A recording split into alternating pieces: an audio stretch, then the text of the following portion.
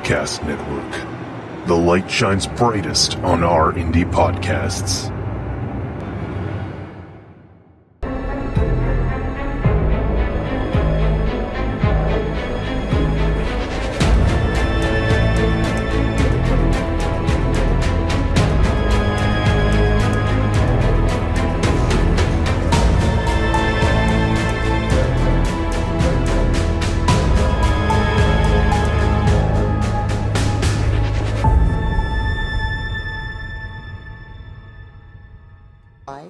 The State versus Richard Alexander Murdaugh, defendant. Indictment for murder, SC Code 16-3-0010, CDR Code 0116. You want me to turn it over? Okay. Guilty verdict. Signed by the forelady, 3/2/23. Docket number 2022-GS-15-00593, the State of South Carolina, County of Colleton, in the Court of General Sessions, the July term of 2022. The State versus Richard Alexander Murdaugh, defendant. Indictment for murder, SC Code 16-3-0010, CDR Code 0116. Verdict, guilty. Signed by the forelady. Date 3/2/23. So there you have it.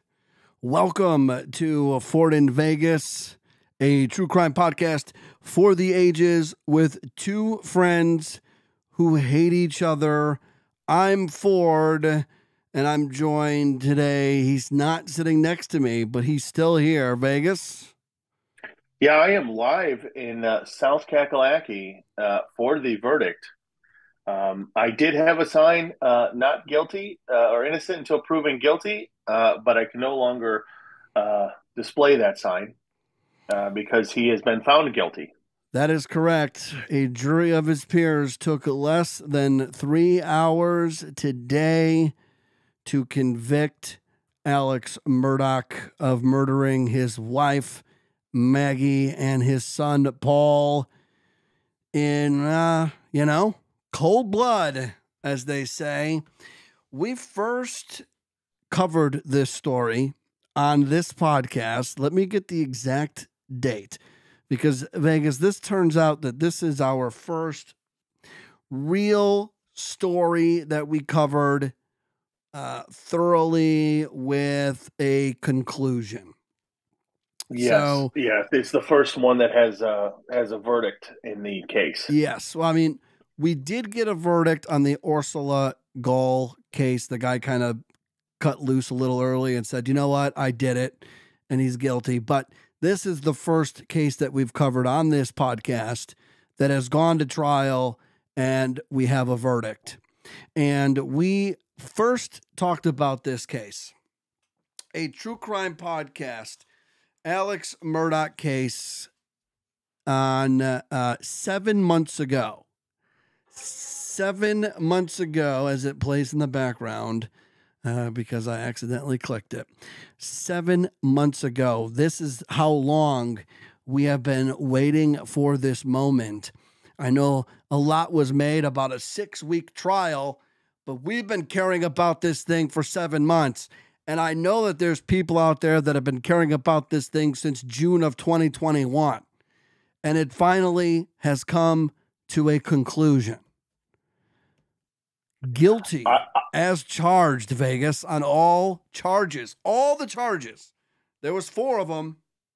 A couple of those were gun charges, I believe. I believe there's 4. There might not be 4. Don't quote me. But the 2 important ones are the murder charges and guilty as charged.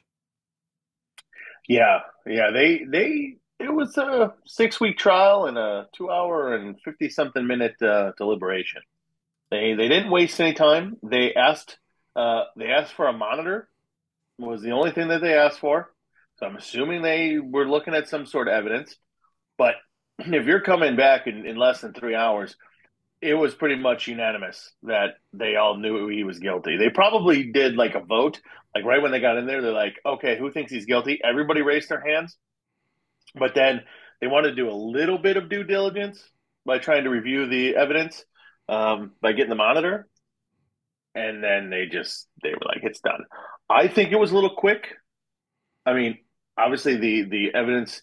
I don't think the defense did a very good job from the portions that I saw. I couldn't sit there and watch the whole trial, but the defense kind of sucked from what I saw. Now I'm not a defense attorney, so I mean, I probably couldn't do it either. I mean, look what they're working with.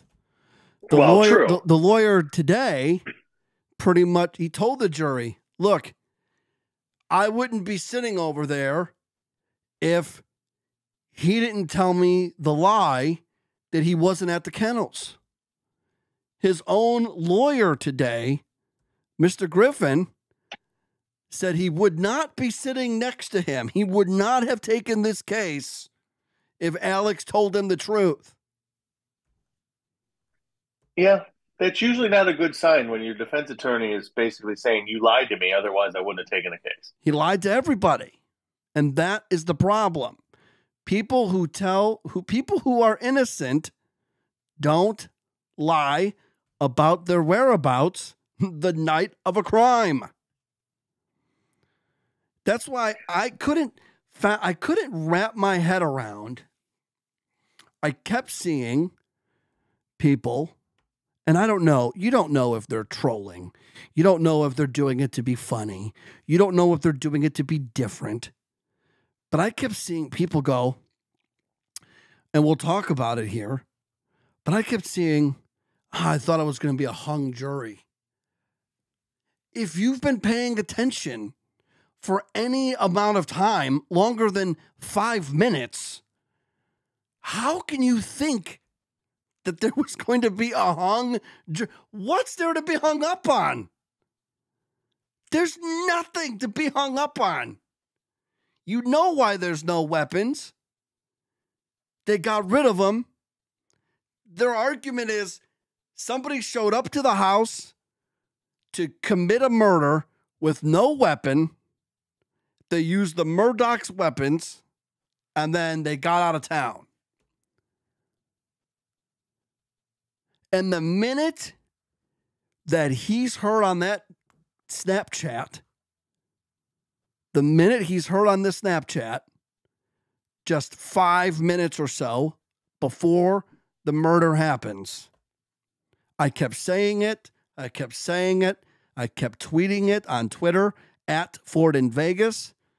I kept saying there are 3 voices in that Snapchat video 5 minutes before the crime happens.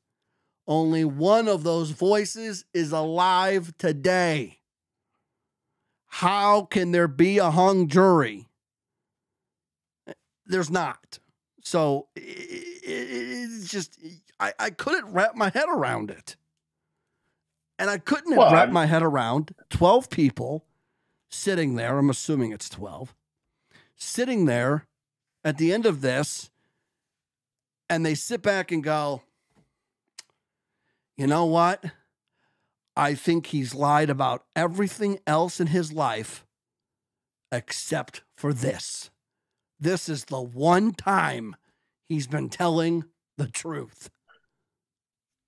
It's impossible. And in Vegas, you started the show off with I don't think he had a good defense. How can you defend this? Well, listen. People defended Charlie Manson. People defended OJ. And it doesn't, and I know, and you can say the same thing. How can you defend that? Like, there's no... But that's what defense attorneys do. Not saying, how could you defend it? Like, how could you take the job? I mean it like, there is no defense.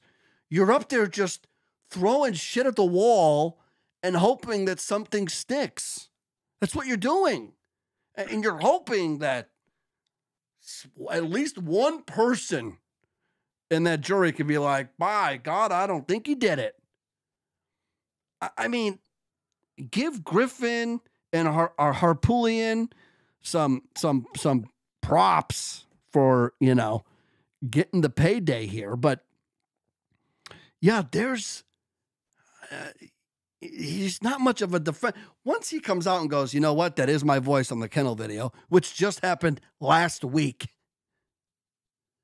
Once he says that, you're fucked. You're fucked. For the lack of a better term, you're fucked. That's it. Like, that's it. And you have to look. I think he's guilty. I think he'd have been found guilty without the Snapchat video, just because there's no other suspects. There's nothing. And the police put out a report that said that the neighborhood and the town, the city was not in danger. Why? Because this was an isolated incident. So kind of like OJ, there are no other suspects. So I think he's probably found guilty regardless of the Snapchat video. But Vegas, think about this.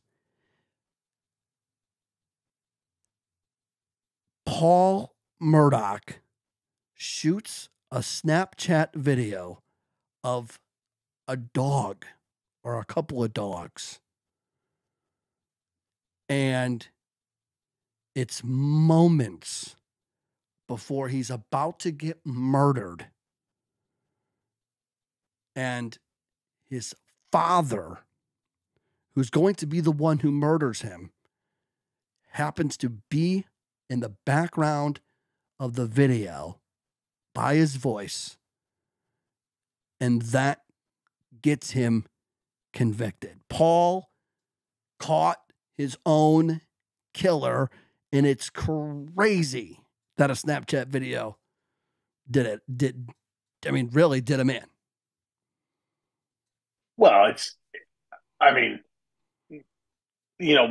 you said, once he said that's my voice, like, okay, so now you're there. So now, you gotta prove a couple of things in a prosecution. You gotta prove motive. No, you don't have to prove motive in South Carolina.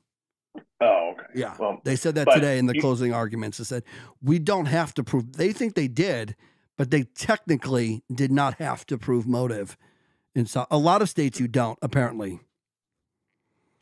Yeah, but he proved that he was there 5 minutes before they died. So if he proved it that he was there 6 hours before they died, okay. Now there's a 6 hour gap, but 5 minutes, like the Snapchat's proof, like hard concrete proof. You're not going to screw up a Snapchat. You know what I mean? Like, meaning not screw up, but they know when it was taken, they know where it was taken, they know all of that. Yeah. So you can't fudge the numbers. So the fact that you were there 5 minutes, like, where are those 5 minutes? Like, you can't. How are you going to prove that I was there, but then I'm not there? 5 minutes go by. Like, someone on Twitter, and I did reply to them, but somebody on Twitter said, "Oh, that Snapchat video is circumstantial." I'm like, what? That's the wrong C word. I think you mean concrete. Like you just said, the video is taken 5 minutes before the crime happens. 5. And when you realize where it's happening, the vast property in which it's happening on, Alex Murdaugh himself, sitting on the witness stand, says the dogs weren't acting strange, like somebody was there who wasn't supposed to be there, because the people that were there were all supposed to be there. It just so happened that the one of those people committed a double homicide. But the dogs weren't acting strange because everybody that was supposed to be there was there. And to tell he has to change his story, and he says, oh, well, I took the chicken out of Bubba's mouth, and then I jumped back on the golf cart, and I was gone. And I went back home, and I took a nap. When he starts taking steps again, there's like I believe, probably about a 5-minute nap is what he ends up taking. To which he then takes 283 steps. and then finds himself doing 80 miles an hour to his mom's house because, like the prosecution said, he has to shrink his timeline because his alibi is, I'm at my mom's. But guess what? He's not at his mom's. He's at the scene of the crime. So now, in order to be able to say I'm at my mom's, I need to get my ass to my mom's. He's doing 80 on these back low country roads. Not only that, but he's sending text messages while he's doing 80 miles an hour in a Suburban. That's a little dangerous. Yeah. To be doing to begin with. And my father used to tell me, if you're in such a hurry, you should have left yesterday. Yeah. But I did see a stat, though, with all what you're saying there, with all the technology that helped convict this gentleman. 50% of murders, or 50% of murderers don't get caught. I saw that. I saw that the other day. 50%. Yeah. Yeah. So there's a 50-50 shot. If you murder someone, you're going to get away with it. Well, see, here's the deal, though. The 50 that probably get away with it, they don't make these kind of mistakes. Well, no, because they don't have they shoot someone random. Yeah. Or if they do plan it, they make sure that they're not there or something, on their property, and people are taking Snapchat videos 5 minutes before you kill them. Stuff like that. That's probably a good idea. So if anybody out there is thinking about murdering anybody, make sure that the person you're murdering doesn't do a Snapchat video 5 minutes before you do that. So he was smart in the decision that he made to not bring his phone with him. You see, we talk about all the time about how if you want to get away with murder, the first thing you need to do is you need to leave your phone at home. Yeah. Because your phone will get you caught. So he was smart in that regard. He left his phone at home, at the house. When he got in the go-kart, I keep calling it a go-kart. When he got in the golf cart and drove to the kennels, his phone was at the house. He was smart by doing it that way because his phone wasn't on him. The problem is he gets his phone and does 283 steps in like a 4-minute period. And when the prosecution asked him, why were you taking so many steps? His answer was, I was getting ready to leave. And then they're like, well, what are you doing to get ready to leave? Are you doing jumping jacks? Are you running on a treadmill? Why are you taking 283 steps just to get ready to leave? And he's like, I was just getting ready to leave. That's all he had. That was his only answer. Yeah. Yeah. The defense, the whole defense was, we're going to admit that you stole money from people. We're going to admit that. And you're going to say you were wrong and you regret it and this and that, but you didn't murder your wife and your son. And the prosecution just, because the defense opened the door. Prosecution was just like, how much money did you, when did you, like, paint him as the jackass he is, like, when did you talk to these people that, look face to face, that you were telling them these figures, knowing that you're ripping them off? Not only, I was shocked, the money that they're talking, okay? This isn't, oh, you made, $1,000 and then you took a couple thousand extra. No, he literally made millions off of some of these judgments from the UPS guy or the UPS company and these other companies, made millions and then still took like hundreds of thousands of dollars off of these people. Bro, you literally pocketed millions of dollars. Not a trust. No, your law firm, you yourself pocketed millions, and then you still have to take more money off the top. That's what's surprising. And he couldn't make millions go somewhere. He couldn't do what he needed to do. When you and I were texting earlier, you said, well, he was going to spend the rest of his life in jail anyway. And Yes. while that is true, because he is facing 700 years in prison, while that is true, he needed to be convicted of these murders because he fucking did it. I don't care if he was going to spend 700 years for fucking stealing all that money. I know he did it. He knows he did it. He needed to be found guilty. He needs to, quote unquote, serve the time for committing those murders. He murdered his wife and his son.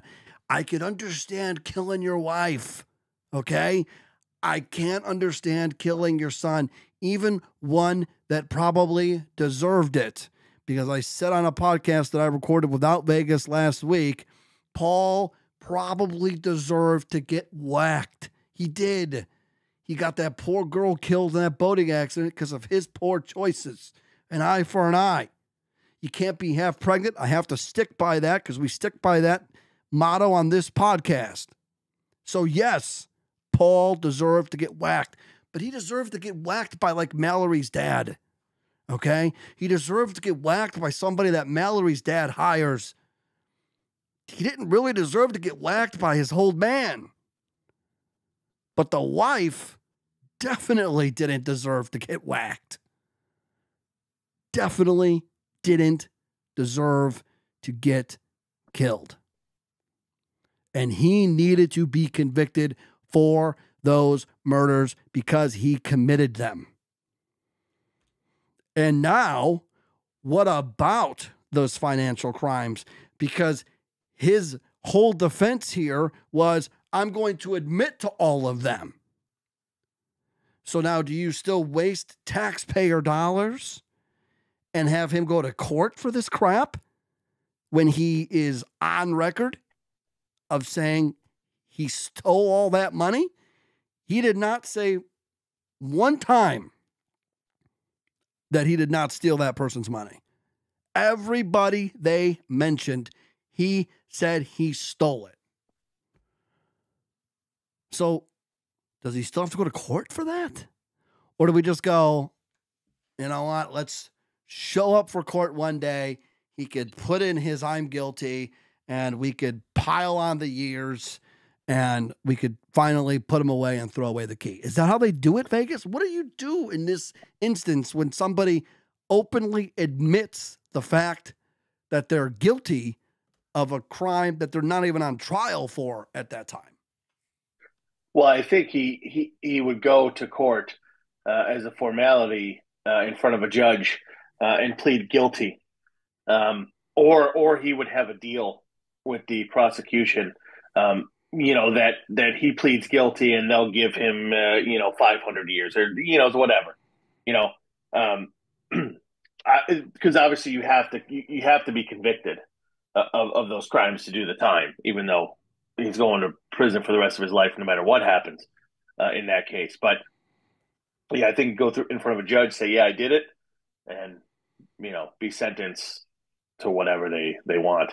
Now, are they going to go after him for the housekeeper's murder or accident or whatever that may happen? Well, the lawyers, the Satterfield lawyer talked today. I'll get to his quote. So I think they're going to keep pressing. Yeah, I think they are. Because that woman, that family deserves some closure. Just like Maggie's family. Her side of the family deserves some closure. So, yeah, I think if they're going to exhume that body, they're going to exhume that body and they're going to try to find out how she really died. Because if we're still banking on she fell over the dogs, I got some oceanfront property in Arizona I'd like to sell you. Now, he will be sentenced tomorrow morning at 9:30 in South Kakalaki. Each murder charge carries a minimum of 30 years each. And he has 2 of them. So if we do the math, we're looking at 60. He's currently 52 years old.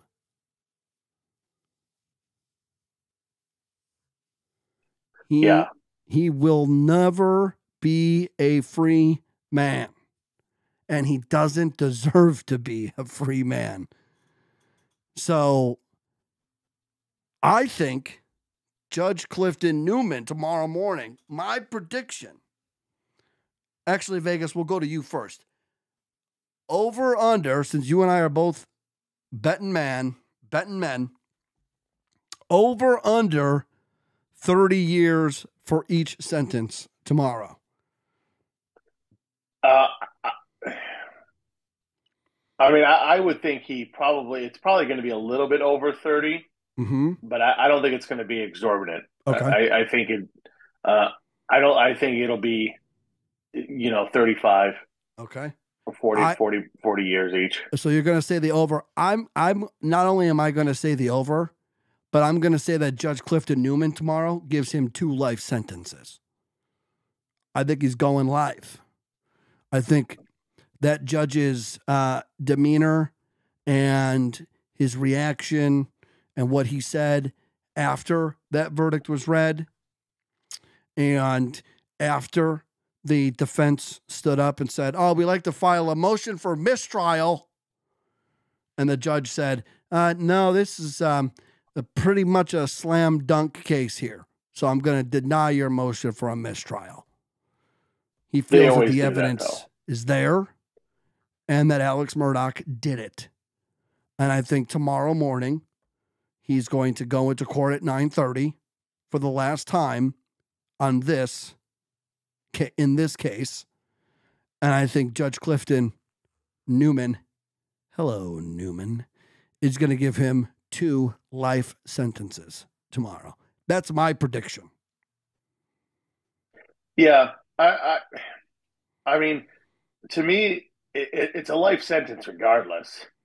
Well, true, but it's 30. But they like 32 life. Well, yeah, but I mean, even if it's 30 years each, I mean, he's 56, he's 60. I mean, he's not going to live to 111. He's 52, so he'd be 112. Oh, sorry. Yeah. Still, he ain't going to live that. Plus, he's got the other trial to worry about, or the other sentencing. But he might just do it as a point. He might say, because Murdaugh was such a prominent family, in South Carolina, that he abused his power. Now, the biggest thing, though, is the judge can't sentence him based on the financial crimes or anything like that. He can only do it on the evidence of the murder, or not the evidence, but the conviction of murder. So, if he wanted to do 40 years each, he could. Life sentence. I mean, he can do whatever he wants. I'm thinking life. Just judging by his demeanor and the things that he said, Judge Clifton Newman sounded like a man who was pretty convinced that the jury made the right decision. On the Satterfield deal, let me see here.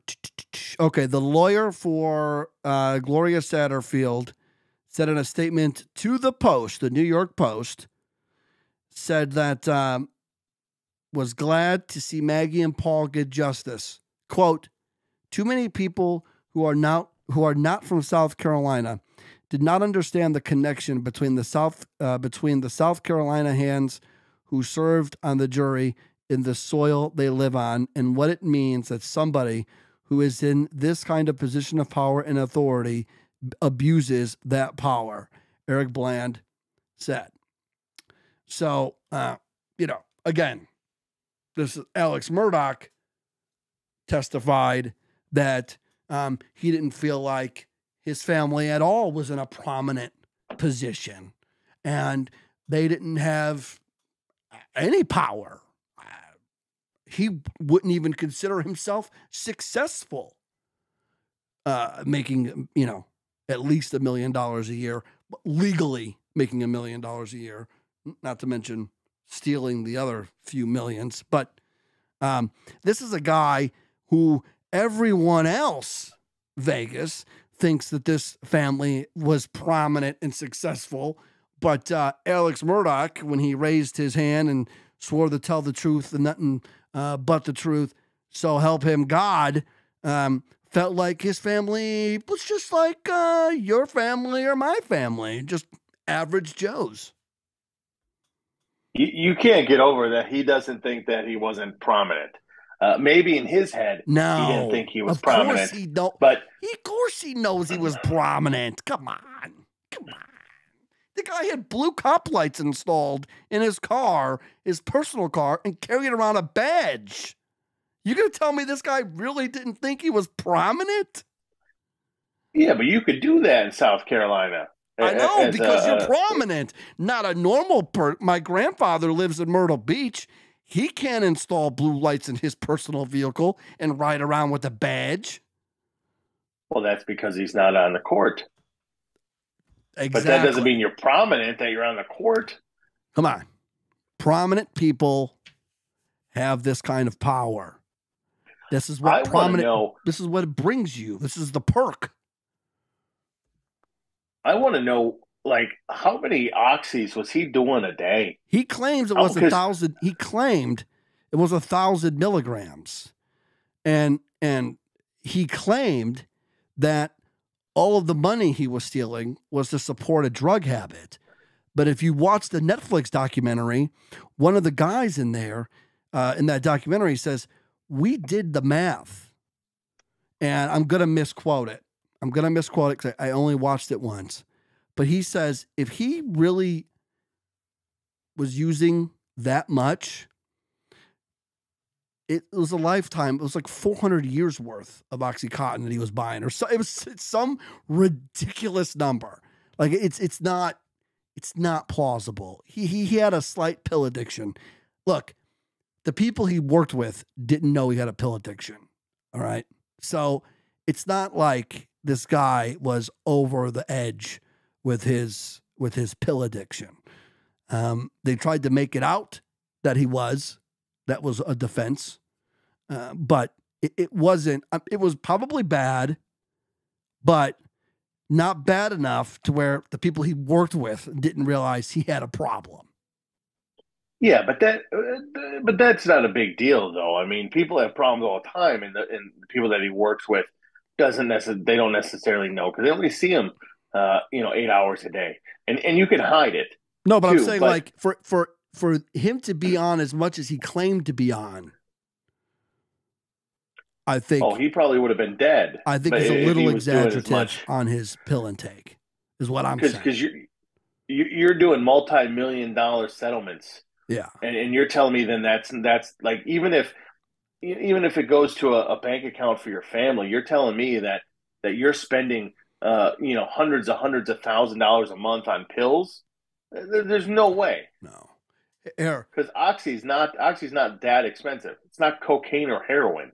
So, well, heroin's really cheap, but OxyContin.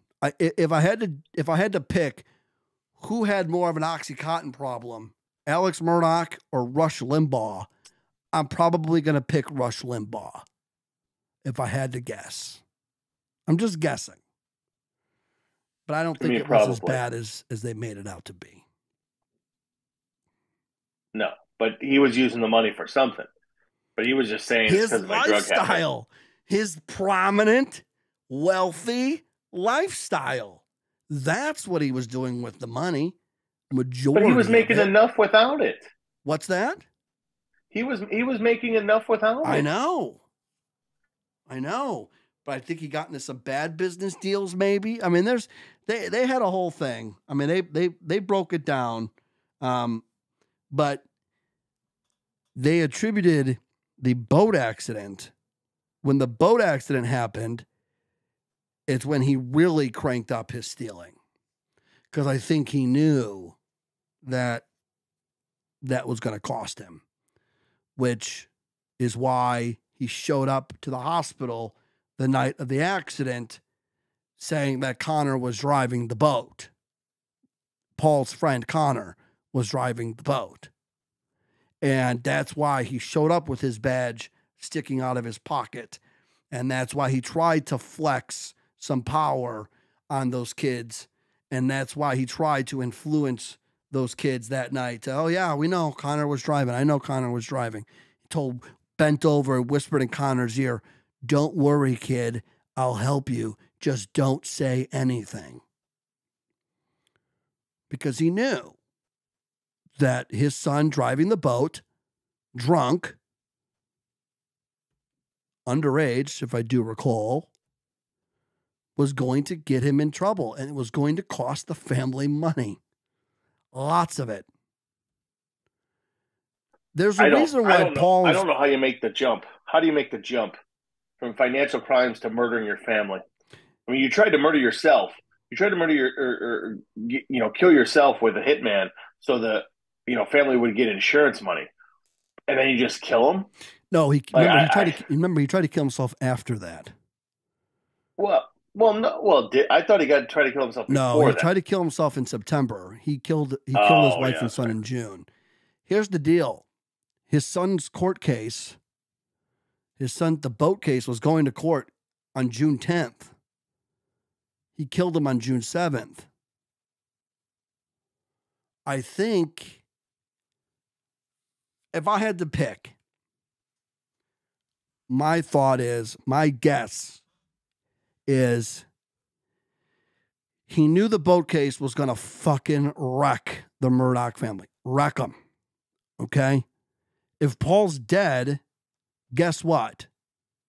There's no court. There's no court case.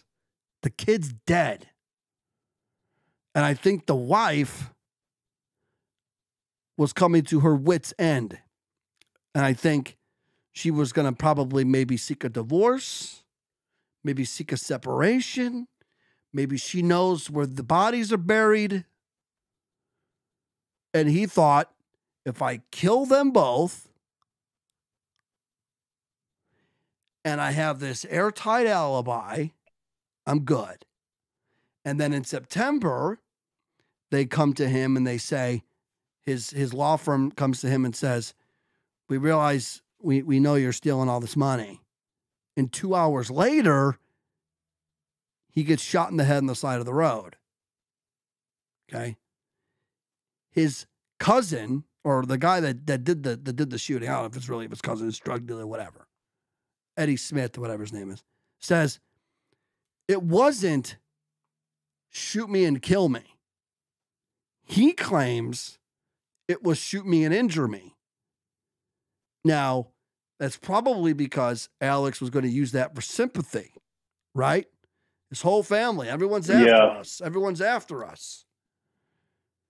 So the guy that shot him, Eddie Smith or whatever the hell his name is, said if I was supposed to kill him, he'd be dead. Yeah. So to answer your question, how do you go from financial crimes and all this to killing your son and your wife? I think that's how it went down. Because if they go to court for the boat and then they start digging and they start digging and the law firm everyone starts digging, then, as the prosecution said, his whole world crumbles around him.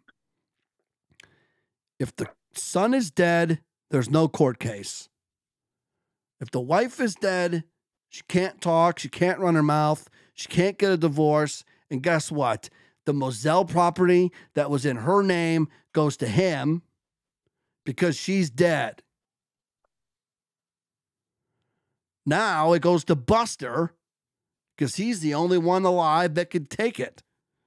Because Alex can't get it now because he's convicted of murder. Which I guess at the end of this, Vegas, we should probably feel sorry for the only one that's still alive who this will affect. And that is Buster Murdaugh, who lost his brother, his mother, and now essentially his father. And he's 26 years old. The worst part for Buster is not only does he lose that, but he's not going to get any money. Like if he got like millions of dollars, it's like, dude, your life sucks, but at least you're rich. Like you're gonna have mental problems the rest of your life because your parent, your one parent killed your other parent and your brother, but you're a millionaire, so you're cool. But he's not gonna get the money because if he gets convicted of the financial crimes, he'll probably have to pay all the money back plus interest and blah blah blah penalties and blah blah blah. Plus, he spent probably a crap load of money on the defense for all the trials or for the murder trial, and then obviously the financial crimes. Like, dude's gonna be broke as hell. So, he's gonna live a bad life because his name's Buster. So, John Wright, an ex-friend of Alex Murdaugh, said this today after the verdict. I'm totally shocked. The evidence is overwhelming, but I can't believe the jury was brave enough to convict him. I honestly didn't think they would. Everyone knows these guys. And in addition to that, they had a lot of influence here. I thought the jury might be more reticent or fearful about convicting him. Again, prominent family, a family of influence. Although Alex will tell you, the Murdaugh family, well, we're just like the Joneses. John Wright, his ex-buddy, didn't seem to think that the jury would have the balls or the ovaries to convict Alex Murdaugh. And that's the only thing I was worried about because I knew he did it. I mean, I'm not an idiot. So I knew he did it. And I thought, are they really going to have the balls, all of them? Are they really going to have the balls to convict this guy, knowing who this guy was? And luckily, they did. Yeah, the one juror that probably was going to vote not guilty, they probably kicked her out and she took her dozen eggs with her. So that's probably what happened. The fix was in. And she got dismissed. If you're watching on YouTube, don't forget to hit the subscribe button and don't forget to like the video. Also, if you're on the go, you can subscribe to the show as a podcast wherever you get your podcasts. And if you're listening to the podcast right now, don't forget to hit that subscribe button and leave a review. 5 stars, please. And if you want to watch the show, you could do so. FordandVegas.com has the link to our YouTube. This show is in podcast form. Ad-free for just $3 a month. Support our Patreon page, patreon.com/Ford and Vegas. You can follow the show on Twitter at Ford and Vegas. And if you want to buy a shirt to show some support, you can do so at shopfordandvegas.com. We always recommend the premium soft. We are a proud member of the Darkcast Network, the best indie true crime podcast network on God's green earth. So Vegas, we wanted to do a quick show. We weren't planning necessarily to record a show tonight, but we knew we had to when this Alex Murdaugh case here went to, we got a verdict. We knew we had to do a show. We had to put a bow on this thing. And tomorrow morning, when Vegas and I wake up, because we're here in California, we're 3 hours behind. But when we wake up tomorrow morning, Vegas, I think it's going to be double life sentences handed down by Judge Newman. In Vegas, you're going to go, what'd you say, 35 years each? Is that your final number? Is that your final guess? 30, I said 35 to 40. I gave it a 5-year range. Okay. 35 to 40 on both sentences. So when Vegas and I reconvene here on our next episode, we will figure out who was right and who was wrong.